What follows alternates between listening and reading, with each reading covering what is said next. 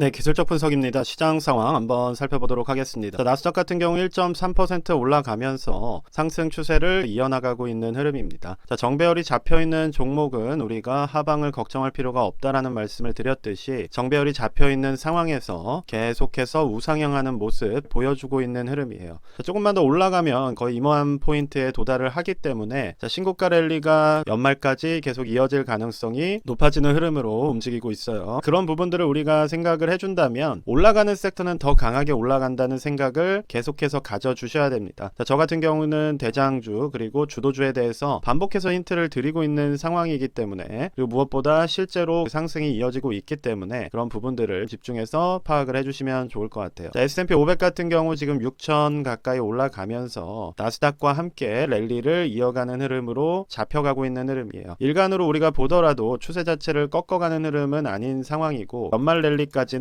막바지 상승을 만들어낼 수 있는 구간에 도달했다라고 볼 수 있을 것 같습니다. 나스닥이나 S&P 500 같은 경우 제가 상승 여력이 5% 정도 남았다고 말씀을 드렸는데 자, 이미 한 3% 가까운 상승이 나온 상황이기 때문에 추세가 좋다고 해서 뭐 엄청나게 안전한 구간이라는 말씀은 드리지 않겠습니다. 이 높은 위치에서 지금 뭐 신고가 노리면서 들어간다라고 하더라도 노릴 수 있는 부분이 뭐 큰 부분은 아니에요. 왜냐하면 추세 자체가 길게 진행이 됐기 때문에 시계열상의 조정이 어느 정도는 나와줘야 되는 타이밍이 가까워지고 있는 상황이어서 그 부분을 고려를 한다면 강하게 뭐 에너지를 싣거나 자본을 넣기에는 추세 진행의 기간 자체가 오래 경과했다라고 생각을 해주시면 될 것 같아요. 자, 반도체 같은 경우는 상승이 어제 1.3% 가까이 나왔습니다. 근데 뭐 저는 원칙적으로 투자를 하는 사람이기 때문에 원칙에 입각해서 말씀을 드리자면 자, 상방에 있는 저항 라인이 맞다 가는 흐름이에요. 그러니까 위쪽으로 올라갈 수 있는 여력 자체가 이미 상당 부분 포지션을 가져갔기 때문에 이 기대값 자체가 그렇게 크지는 않을 가능성이 높다는 겁니다. 단기적으로 이 부분을 돌파를 하면서 많은 매물들을 흡수하거나 수익 실현을 하고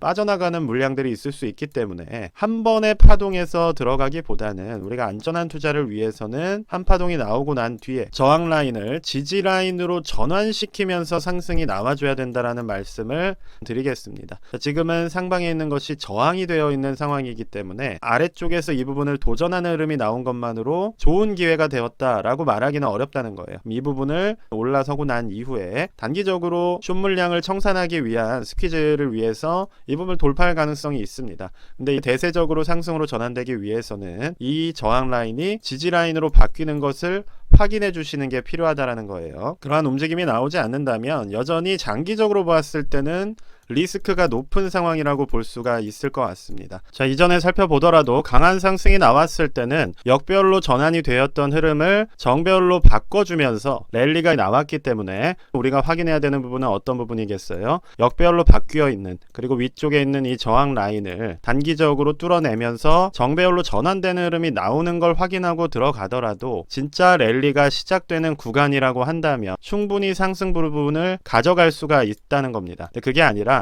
숏스퀴즈를 위해서 살짝 무너뜨린 뒤에 자, 이평선이 따라오기도 전에 무너지는 흐름이 나온다면 그때는 하방이 꽤 많이 열려있는 상황이기 때문에 수익 구간을 지켜간다는 것이 어려울 수가 있고 계좌의 손해가 커질 수 있는 부분이어서 주의해야 된다라는 말씀을 반복해서 드렸던 겁니다. 어떻게 보면 매력적인 구간일 수 있어요. 지지라인을 딛고 상방을 향해 가는 흐름이기 때문에 매력적일 수가 있겠지만 여전히 상방에 있는 이 박스권 라인이 존재하고 있다는 것을 생각을 한다면 방향 전환이 어느 정도 나와주는 흐름을 확인하시고 그 다음에 투자가 들어가시는 것이 안전할 것 같다라는 말씀 드리도록 하겠습니다. 자, 이전 같은 경우 제가 여기서 투자 타이밍을 강하게 드렸었는데 이후에 무너지면서 좋지 않은 결과로 드러나게 되었지만 그럼에도 불구하고 원칙이 중요하다라는 거예요. 그럼 제가 여기서 왜 들어갔었느냐? 하방을 이제 정배열로 바꾸면서 파동상의 저점을 찍고 이전의 저항 라인을 지지 라인으로 올라서는 양봉이 나왔었기 때문에 매수 타이밍으로 말씀을 드렸던 것인데 자, 이전의 낙폭이 워낙 컸던 구간이어서 하방으로 끌어당기는 에너지가 강했던 거예요. 그러니까 수익 실현 매물들이 상방을 노리는 매물들보다 많았던 것이고 그러한 의미에서 한 번은 섹터적으로 무너져 내렸던 겁니다. 그때 매수를 말씀드리면서도 강조를 드렸던 게 어떤 것이었어요? 손절 라인을 하방에 있는 지지 라인으로 꼭 잡아줘야 된다라는 말씀을 드렸습니다. 그러니까 지지 라인은 어떻게 본다면 무너질 때 손절 라인이 되는 것이고 저항 라인은 반대로 본다면 수익 실현 라인이 되는 거예요. 지금 이 구간에서는 수익 실현 타이밍이 오히려 맞는 것이지 매수 타이밍은 아니라는 겁니다. 있습니다. 다만 제가 단기적인 매수에 대해서는 말씀을 드렸었어요. 영상을 보신 분들은 아시겠지만 단기적으로는 들어갈 수 있다라고 말씀을 드렸어요. 단기적으로는 지지가 나오면서 위쪽 저항 라인까지 가져갈 수가 있기 때문에 단기 매수는 말씀을 드렸었지만 먹을 게 큰 구간은 아니라고 강조를 했어요. 왜냐하면 위쪽에 저항 라인이 존재하는 상황이고 이전처럼 폭 자체가 이렇게 큰 폭은 아니고 몰려있는 상황이었기 때문에 그렇게 뷰를 드렸던 겁니다. 그럼 시장을 바라보는 시각 자체를 저는 설명을 드린 것이고 무엇보다 장기적인 시계열 자체가 그렇게 긍정적인 흐름을 보이고 있는 상황은 아니어서 최소한 우리가 이런 부분들을 골든크로스로 돌려놓는 흐름이 나온 이후에 들어가더라도 늦은 투자가 아니라는 점, 안전하면서도 확실한 투자가 가장 중요하다는 점에 대해서 말씀드리도록 하겠습니다. 자, 러셀 같은 경우도 상승 추세를 잘 유지를 하고 있는 상황이에요. 자, 물론 단기적으로는 51선을 따라서 파동을 만드는 흐름이기 때문에 저점부로 터치를 하러 갈 수는 있겠지만 2000개의 중소형주들이 대세적으로 올라가고 있다는 얘기는 섹터가 좋은 종목들은 2배씩 올라가고 있다라고 생각을 해주시면 될 것 같아요. 자, 저 같은 경우도 많은 분들이 제 투자를 걱정하고 계시지만 매수를 하고 있는 종목들은 어제 기준으로 2배 가까이 올라온 종목까지도 생겨나고 있는 상황이기 때문에 근거 없이 빈말을 드리고 있는 건 아니라는 점을 말씀드리도록 하겠습니다. 자, 국내 시장 같은 경우는 정말로 안타까운 상황이에요. 자, 어제 계엄령이 선포가 되면서 국내 시장에 상당히 안 좋은 영향을 끼쳤습니다. 정치적인 부분은 차치를 하더라도 경제적으로 보았을 때는 뷰에 대한 전환이 나올 수가 있는 상황이기 때문에 이 부분을 조금 말씀을 드리고 가야 될 것 같아요. 저 같은 경우는 우리나라가 전 세계에 있어서 글로벌 공급 체인에서 기능할 수 있는 부분이 향후에 발전할 수 있는 섹터로서 방산과 원전 부분을 강조를 했었습니다. 이 두 섹터가 움직이면서 국내의 상승을 주도하고 있던 상황이었는데 어제 계엄령 선포라는 이슈가 발생을 하게 되면서 정치적 불안정성이 높아졌어요. 그렇기 때문에 이 부분이 향후에 1, 2년 최소한 트럼프가 당선이 되고 나서 이 부분을 우리나라한테 요구를 했을 때 밀고 있는 정치 세력이 있었다고 한다면 올라갈 수가 있겠지만 지금은 정치적인 혼란 불안정성이 높아졌기 때문에 특히나 진보 정권 같은 경우는 원전 쪽보다는 신재생 쪽을 오히려 밀어주는 흐름을 가져갔었던 상황이어서 어떻게 보면 엇박자가 나올 수가 있다는 겁니다. 미국이 밀고 우리나라에 바라는 부분과 우리나라가 실제로 밀어붙이는 부분들이 갈라지는 현상이 생길 수가 있는 상황이어서 섹터적으로 보았을 때는 원전 쪽에 힘이 좀 빠질 수가 있다라고 보여지는 상황이에요. 방산 쪽 같은 경우는 그래도 신재생 에너지와 원전처럼 갈라지는 구간은 아니고 그러니까 나라가 존속하는 한은 국방이라는 것은 계속해서 유지를 해야 되는 부분이기 때문에 타격이 그렇게 크지는 않을 수가 있겠지만 원전 섹터에 있어서는 지장이 생길 수가 있을 것 같다라는 뷰를 드리도록 하겠습니다. 금리를 최근에 한국은행이 내렸던 상황이고 또 환율은 꽤 높아져 있던 상황이어서 경제적으로 보았을 땐 타이밍상으로 정말 좋지 않은 타이밍에 공격적인 수단을 택했다고 볼 수가 있을 것 같아요.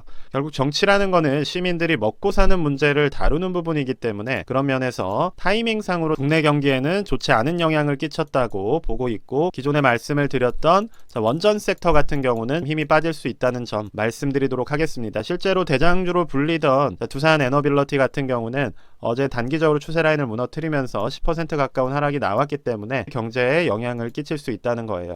비트 같은 경우는 어제 또 3% 가까운 상승이 나와주면서 가상화폐 섹터는 지속적으로 밀고 올라가는 흐름을 만들어가고 있습니다. 자, 이전 영상에서 말씀을 드렸듯이 결국 금과 비트코인이라는 두 개의 자산을 가지고 미국과 중국이 패권 싸움을 벌이는 모습이 되었었는데 결과적으로 트럼프 당선 이후에는 미국이 더 강한 힘을 가져갈 수밖에 없어요. 왜냐하면 소비 능력 자체가 미국이 더 높은 나라고 중국 같은 경우는 생산에 집중을 하는 나라이기 때문에 미국 같은 경우는 소비자의 입장인 것이고 중국 같은 경우는 가게라고 보시면 될 것 같아요. 그러니까 싸고 맛있는 음식을 만드는 가게였고 소비하는 소비자가 미국이었다고 한다면 다른 여러 가게들이 있는 겁니다. 우리나라도 있고 일본도 있고 인도 같은 나라도 있을 수가 있겠죠. 그럼 이런 부분들을 대체해서 이 가게를 망하게 하겠다는 게 지금 미국의 전략이기 때문에 어떻게 본다면 소비자 쪽의 에너지가 더 강할 수가 있겠죠. 실제로 돈을 쥐고 있고 생산력이 뛰어나면서도 군사력까지 강한 나라이기 때문에 향후 국제정세를 지켜보면 좋을 것 같습니다. 마지막으로 좀 드리고 싶은 말씀은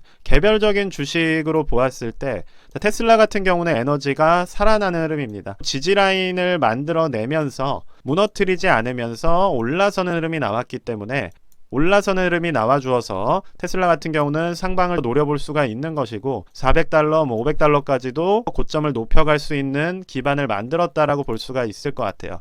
자, 주봉으로 보더라도 테슬라가 단기적으로 올라오는 주봉 추세를 무너뜨리지 않으면서 이격도를 줄이는 흐름이 나왔어요. 결국 급등하는 주식들은 이런 식으로 양봉을 만들고 단기 추세와 가까워지는 지지라인을 만들면서 이 지지라인을 기반으로 재상승하는 패턴을 가져가는 경우가 많은데 지금 테슬라 같은 경우가 이 이격도를 이렇게 줄여주면서 단기평과 만나는 구간에 가까워지고 있기 때문에 무너지지만 않는다면 추가적인 상승을 만들어낼 수 있는 흐름을 가져가고 있다라고 보여집니다. 코인베이스 같은 경우도 마찬가지예요. 단기적인 이평 라인을 무너뜨리지 않으면서 올라서는 양봉이 나와줬기 때문에 이 부분을 딛고 충분히 상승을 만들어낼 수 있는 흐름을 가져가고 있다는 점을 말씀드리도록 하겠습니다. 중요한 거는 올라가는 섹터가 올라간다는 거예요. 저는 트럼프 대선 이후에 여러분께 개별적인 종목으로 좋다라고 공개했던 종목은 테슬라와 코인베이스입니다. 두 종목 같은 경우는 실제로 좋은 추세를 만들면서 10% 넘는 상승들을 가져갔던 흐름이었기 때문에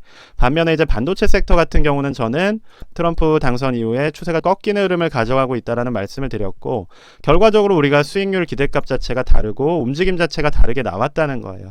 그럼 여기서 꼭 반도체 섹터에서만 투자의 기회를 잡으려고 하기보다는 뜨겁게 움직이는 종목이나 섹터들을 공략을 해주시면서 반도체 섹터 같은 경우도 어느 정도 올라서는 흐름이 나왔을 때 지금처럼 하방을 그리는 구간이 아니라 이 부분을 정배열로 이렇게 돌려주면서 상방으로 향하는 모습이 확인이 되었을 때 매수를 해주시는 것이 리스크를 줄여주면서 기대값을 높일 수 있는 부분이라는 점을 설명을 드린 겁니다. 그런 부분들을 참고로 하셔서 인사이트를 기반으로 투자를 이어나가시고 연말이나 대선 이후에 계속해서 돈을 벌 수 있는 기회가 이어지고 있기 때문에 이 부분 놓치지 마시고 지속적인 투자로서 자산을 불리는 기회로 만들어 가셨으면 좋을 것 같습니다.